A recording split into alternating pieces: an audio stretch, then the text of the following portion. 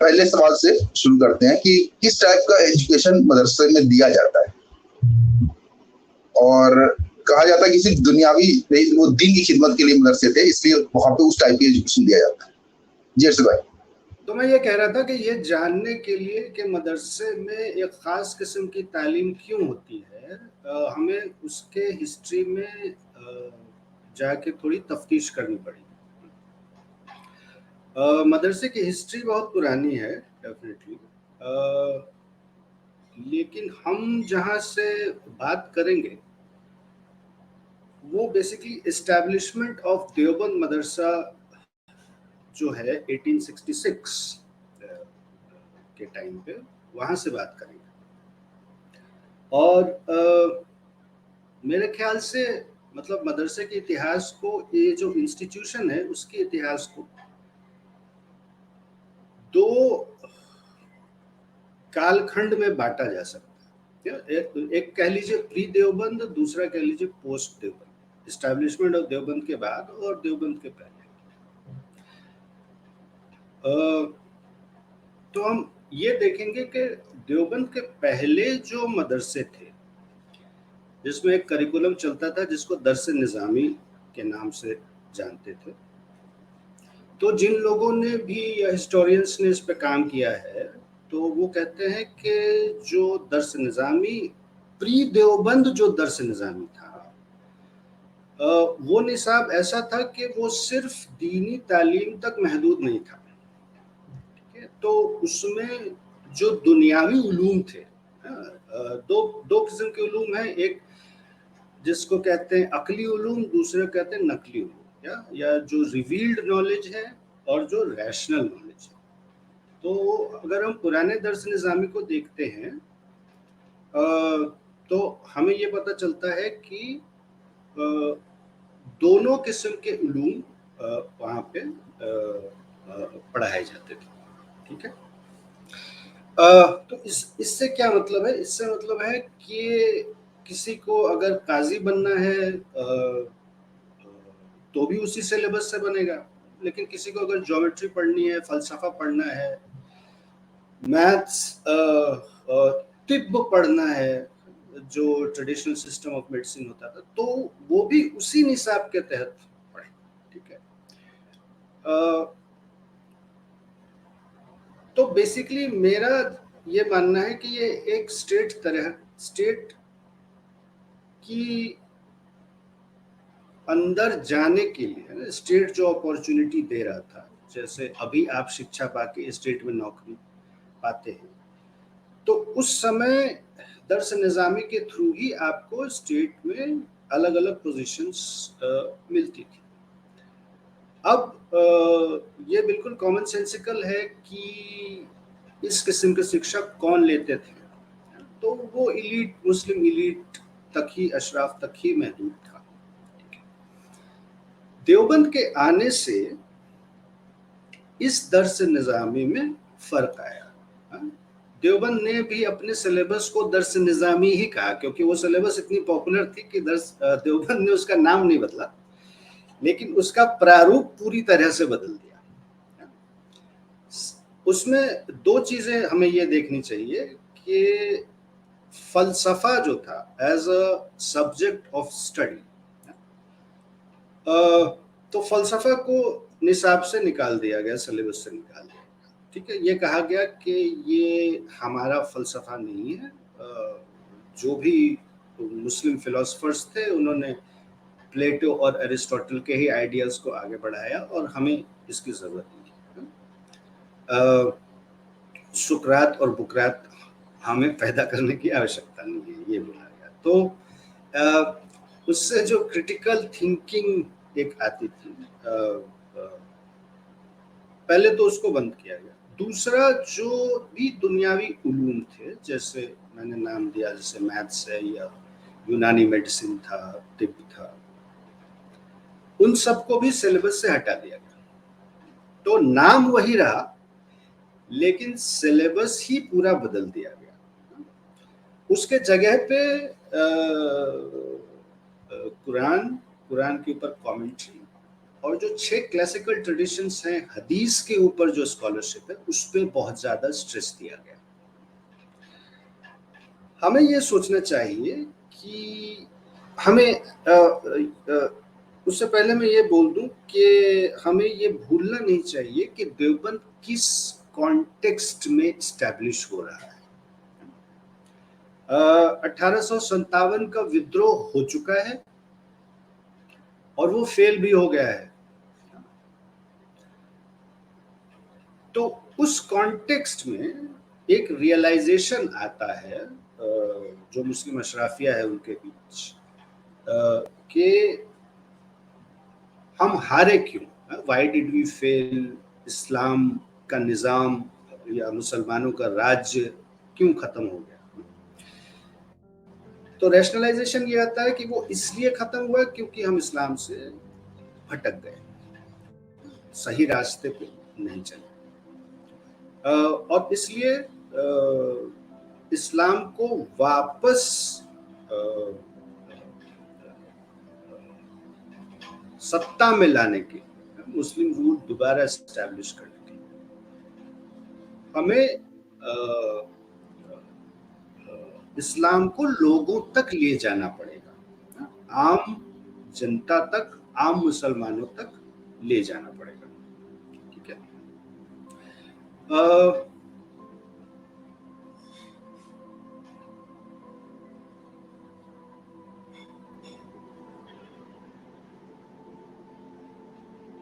आवाज आ रही है ना?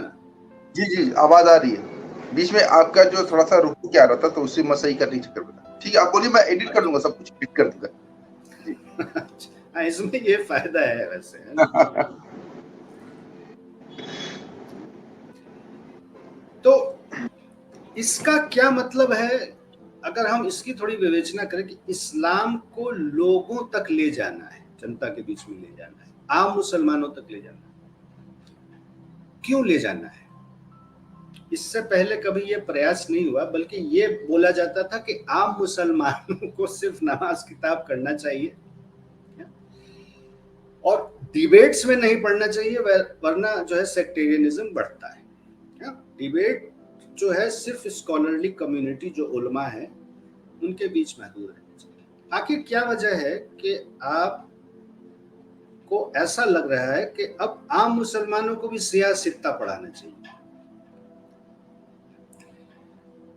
तो उसमें फिर जो पॉलिटिक्स हमें समझने की जरूरत है वो ये है कि देखिए, एक मदरसा रहीमिया होता है, उससे सर सैयद अहमद खां भी निकलते हैं और उसके तार कासिम नानोतवी से भी जुड़े हैं जो देवबंद के बानी। तो मुसलमानों का एक पक्ष ये रैशनलाइजेशन पे खड़ा है कि हमारा जो प्रोग्रेस है और हमारा जो डेवलपमेंट है वो अंग्रेजी के बिना नहीं है, वो अलीगढ़ स्ट्रीम निकला वहां से। एक पक्ष ये वो कह रहा है कि हमारा जो प्रोग्रेस है, हमारी जो कम्युनिटी है वो तब तक नहीं बच पाएगी, हम आगे नहीं बढ़ पाएंगे जब तक हम इस्लाम की जो बुनियादी कवानीन है वो लोगों तक ना पहुंचाए। दोनों अशराफिया पोजीशन है क्योंकि दोनों अशराफ है। अब अलीगढ़ की इतिहास पे हम कभी और बात करेंगे। देवबंद एक यूनिक इंस्टीट्यूशन इसलिए था क्योंकि सबसे पहले इसने चंदे का, पॉपुलर सब्सक्रिप्शन, लोगों तक आप कैसे जाएंगे, सबसे पहले चंदे का इंस्टीट्यूशन देवबंद के साथ आता है। आप 2 पैसा मांगेंगे, आप 5 पैसा में, उसी बहाने आप लोगों से कांटेक्ट में रहेंगे। तो पॉपुलर सब्सक्रिप्शन के आधार पे ये मदरसा चला। निसाब की मैंने बात की। अब आप हमें ये सोचना चाहिए कि हदीस पे इतना ज्यादा स्ट्रेस क्यों दिया जा रहा है और आम जनता और हदीस का क्या रिलेशनशिप यहाँ पे बैठ रहा है। तो आम जो जनता है, देवबंद वालों के हिसाब से, जो उनके बानी थे उनके हिसाब से, वो स्टीप्ड है पूरे के पूरे हिंदू ट्रेडिशन। उनको पता नहीं है कि इस्लामिक बिहेवियर क्या है, सलाम करने के आदाब क्या हैं, रिचुअल्स कैसे किए जाते हैं, उनको ये सब पता है। वो कह रहे हैं कि भाई देखिए होली भी खेल लेते हैं, सिंदूर भी लगा लेते हैं, अपने वो चीजों में ये सब कह रहे हैं। और ये जो ट्रेडिशंस थी, मैं इसको कास्ट स्पेसिफिक नहीं करता कि ये ट्रेडिशन सिर्फ पसमानदा जातियों में थी, बल्कि ऊपर की जातियों में भी उस समय ये सारी ट्रेडिशंस थी। तो जब आप कह रहे हैं कि इस्लाम ले जाना है, तो उसके साथ एक ऑब्जेक्टिव ये है कि इस्लाम का शुद्धिकरण भी करना है, मुसलमानों का शुद्धिकरण करना है। वो शुद्धिकरण कैसे होगा? उनको ये बता के कि क्या चीज हिंदू इन्फ्लुएंस है और कैसे उस हिंदू इन्फ्लुएंस को खत्म किया जाए। खास करके इसको इस कॉन्टेक्स्ट में भी समझना चाहिए कि जब हमारा इलीट अशराफ वर्ग अंग्रेजी की ओर जा रहा है, एमयू की ओर जा रहा है, तो इन मदरसों में अब फिर कौन आ रहे हैं और किसको हिंदू रीत रिवाज और अपने कल्चरल ट्रेडिशन से काटा जा रहा है। ये किस समाज को बताने की आवश्यकता है कि सिंदूर नहीं लगाना चाहिए, साड़ी नहीं पहननी चाहिए, शादी में गाना नहीं गाना चाहिए। ये प्राइमरीली जो पासमानदा समाज है उसको ये एजुकेट करने की कोशिश हो रही है, कोट एंड कोट। ये उनका रिलीजियस एजुकेशन समझ लीजिए, पॉलिटिकल एजुकेशन समझ लीजिए, लेकिन नेट इफेक्ट इसका ये है कि ये जो समाज है वो ना सिर्फ अपने कल्चरल कॉन्टेक्स्ट से कट रहा है धीरे धीरे,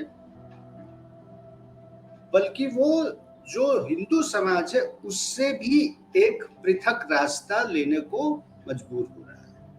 तो ये आइडेंटिटी फॉर्मेशन हो रही है जो कि in opposition to the Hindu community हो रही है, क्योंकि हम कर क्या रहे हैं, हम अपने आप को हिंदू इन्फ्लुएंस से पर्ज कर रहे हैं। तो ये बाउंड्री बनाने का काम देवबंद के पॉलिटिक्स में सेंट्रल है, आइडेंटिटी का क्वेश्चन। और ये बाउंड्री एजुकेशन से बनती है। अगर मुस्लिम कम्युनिटी का फॉर्मेशन होना है तो, और अल्टीमेटली कभी पावर में आना है, तो अब वो तलवार से नहीं होगी, अब वो एजुकेशन से होगी। एजुकेशन वो बाउंड्री क्रिएट करेगा और एक तरह की पृथक आइडेंटिटी क्रिएट होगी जो कि खालिस उस हिसाब से मुस्लिम आइडेंटिटी होगी। तो इस सोच के तहत देवबंद बनती है। तो न सिर्फ ये कि उसने मॉडर्न एजुकेशन, या मॉडर्न तो नहीं कहूंगा मैं, कंटेम्प्रेरी एजुकेशन का रास्ता ही साफ कर दिया। तो आप जबकि नानकवी वगैरह ये बोलते थे कि हमें अंग्रेजी पढ़ने से कोई लेना देना नहीं, he was positively against the introduction of English education। तो उनके बहुत डिफरेंसेस भी थे सर सैयद से। तो मदरसा सिर्फ रह गया एक दीनी इदारा बनकर, और इस दीनी इदारा का पॉलिटिक्स क्या था? पॉलिटिक्स था आइडेंटिटी को क्रिस्टलाइज करना, मुस्लिम आइडेंटिटी को क्रिस्टलाइज करना, और किस तरह से एक बाउंड्री क्रिएट करना कि यहाँ तक मुसलमानों का दायरा है, इसके बाद आप जाएंगे तो हिंदुओं का, क्रिश्चियंस का, इनका उनका दायरा शुरू हो जाएगा। तो आप हद में रहिए। तो एक बाउंड्री तैयार की गई। तो इसलिए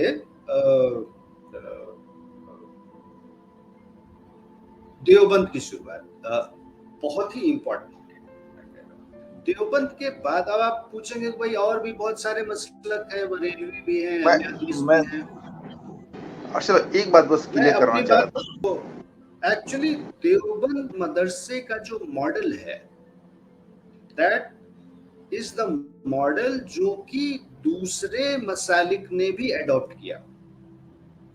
इनफैक्ट जो बरेलवी जमात के पहले पहले मदरसे थे, ये आपने अशरफिया का जिक्र किया, उसमें बहुत साल तक देवबंद का ही निसाब चलता रहा। कुछ किताबें इधर से उधर हटा दी गई क्योंकि बरेलवियों का मामला जरा वो सूफी ओरिएंटेड है, और तो वो प्रैक्टिस और उस पे बहुत है, ना कि टेक्सचुअल। देवबंद का ट्रेडिशन बहुत टेक्सचुअल है, तो उन्होंने निसाब और इंस्टीट्यूशन, इस तरह के इदारे बहुत खोल दिए, तो मॉडल वही बना। तो उन्हीं की किताबें दूसरे उसमें भी चलती थी। एक बात और मैं जोड़ दूं कि अगर हम ये समझते हैं कि ये सच में कोई इस्लामी तरीका है पढ़ाने का, और देवबंद ने उसको रिवाइव किया, जो 14th सेंचुरी में था, 15th सेंचुरी में था, 17th सेंचुरी में था, एक्चुअली ये बात नहीं है। मतलब देवबंद एक हिसाब से आप देखिए तो बहुत मॉडर्न इंस्टीट्यूशन है। मिडिवल इंडिया में या पूरे मिडिवल इस्लामिक वर्ल्ड में इंस्टीट्यूशंस पे फोकस बहुत कम था, पर्सन पे फोकस बहुत ज्यादा था। तो ये सवाल ये नहीं होता था कि हदीस आपने कहां से पढ़ी, किस इदारे से पढ़ी, हदीस आपने किसके अंडर पढ़ी, है ना।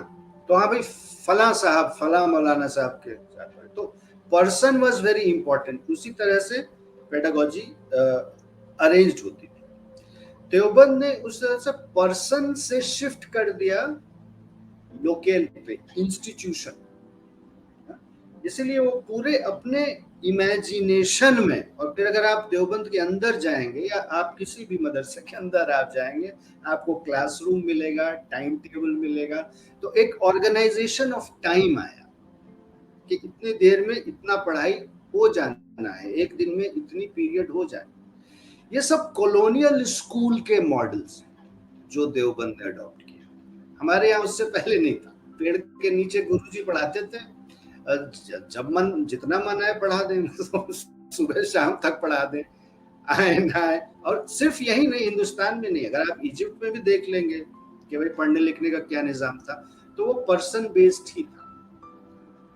ये अंग्रेज लेके आए, ये बेसिकली यूरोपियन आइडिया है कि स्कूल बनाएंगे, गेट, फिर गेट डालेंगे, स्कूल को समाज से काट देंगे, फिर स्कूल के अंदर की दुनिया अलग होगी, स्कूल की बाहर दुनिया अलग होगी, टाइम टेबल होगा, सब्जेक्ट्स अलग अलग होंगे। तो देवबंद ने भी बेसिकली ये कॉलोनियल आइडिया को अडॉप्ट किया। तो मैं बस ये बोलना चाह रहा था कि अगर हम ये समझते हैं कि ये खालिस इस्लामी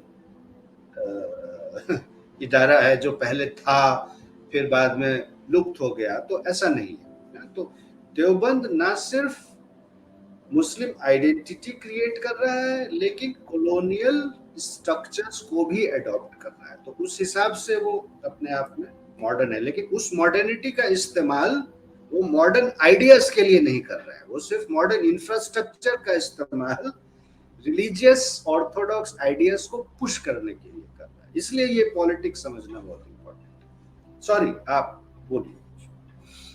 मैं बस एक चीज समझना चाह रहा था, क्योंकि कई बार अलीगढ़ वालों से बात होती तो कहते कि सर सैयद का विरोध वो इसलिए कर रहे थे क्योंकि वो इंग्लिश पढ़ा रहे थे, जिसमें कुफ्र का फतवा आया था। ये बात हालांकि कॉन्टेक्स्ट से थोड़ा सा अलग जा रही है, लेकिन मैं यहाँ पे बस इतनी बात करना चाह रहा हूँ।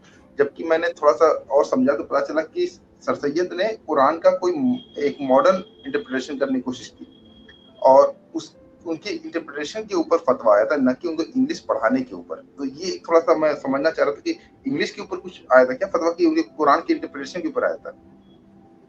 नहीं, कई लोगों ने फतवा दिया है सर सैयद के ऊपर, और उसमें बात सिर्फ इतनी नहीं थी कि अंग्रेजी की तालीम, अंग्रेजी की तालीम से उतनी ज्यादा, मतलब जुबान आप सीख सकते हैं, लेकिन उस जुबान का इस्तेमाल आप कैसे कर रहे हैं, that was the main question. तो नानोत्री और बाकी लोग ये सब इसीलिए सर सैयद को नेचरी बोल रहे हैं। उस समय उनके साथ एक सेक्ट लगा दिया गया जिसको नेचरिया बोलते थे, कि ये सब चीज नेचर के हिसाब से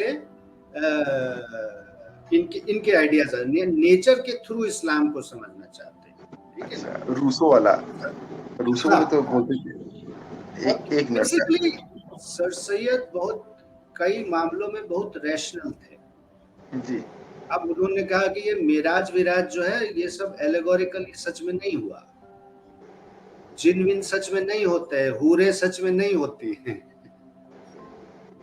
ये सब कहने की बात है। तो जो लिटरलिस्ट मौलाना होंगे वो ऑब्वियसली बहुत चिढ़ जाएंगे। तो इंग्लिश पढ़ के आप उसका उन आइडियाज का क्या इस्तेमाल कर रहे हैं, ये बात है? अगर वो आइडिया प्रोग्रेस एनलाइटनमेंट की तरफ जा रहा है तो हमें प्रॉब्लम है, लेकिन अगर उस जबान को सीख के आप हमारी ऑर्थोडॉक्सी बढ़ा रहे हैं, ये प्रूफ करने की कोशिश कर रहे हैं कि सूरज जो है पृथ्वी का चक्कर लगा रहा है, तो बहुत अच्छी बात है, सीखिए अंग्रेजी। अच्छा, लेकिन हम अगर आगे आप इसके बरक्स करेंगे तो हमें दिक्कत हो जाएगी। दिक्कत वाली बात है। जी जी, बिल्कुल बिल्कुल। अच्छा, मैं